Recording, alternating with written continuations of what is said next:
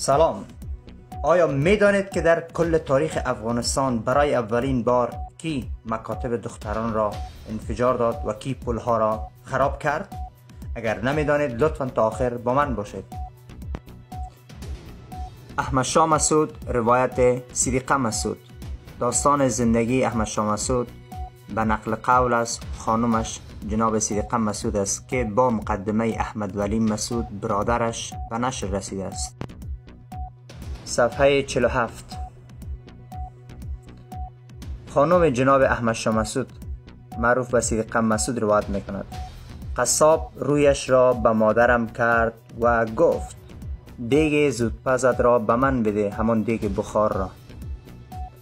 مادرم که گویی در این مورد چیزی میدانست بدون پرسش آنچه را او میخواست به او داد. 20 دقیقه بعد صدای انفجار بزرگ را شنیدم و از دور دیدم که مدرسه‌ام در آتش میسوزد. انفجار دیگ زودپز پر از دینامیت پل را خراب کرد. در صفحه 48 میگم: مدارس از اولین اهداف نیروی مقاومت بود، زیرا اکثر مدیران و آموزگاران کمونیست بودند. در قسمت بعدی بیان میکنه خانم صدیقه مسعود: بعدها در حالی که شوهرم تایید میکرد سوزاندن مدارس کار واقعا احمقانه بوده است.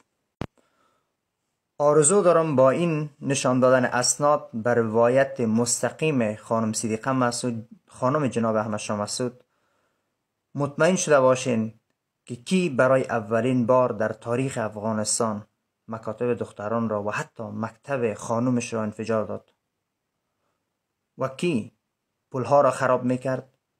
آن شخص جز جناب احمد شاه مسعود کسی دیگر نیست و نبوده است.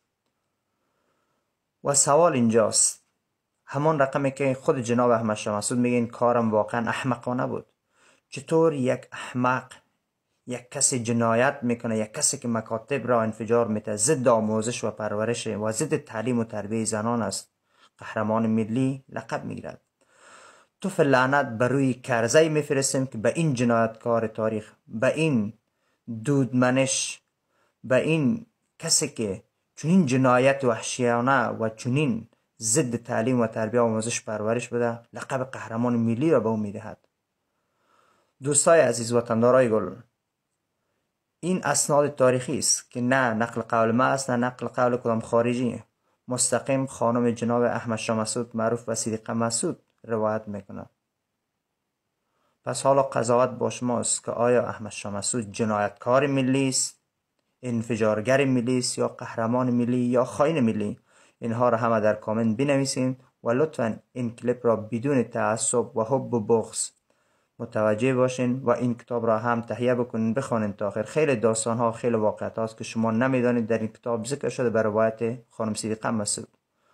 وظیفه ما روشنگری بدون تبعیض و تعصب است. تشکر.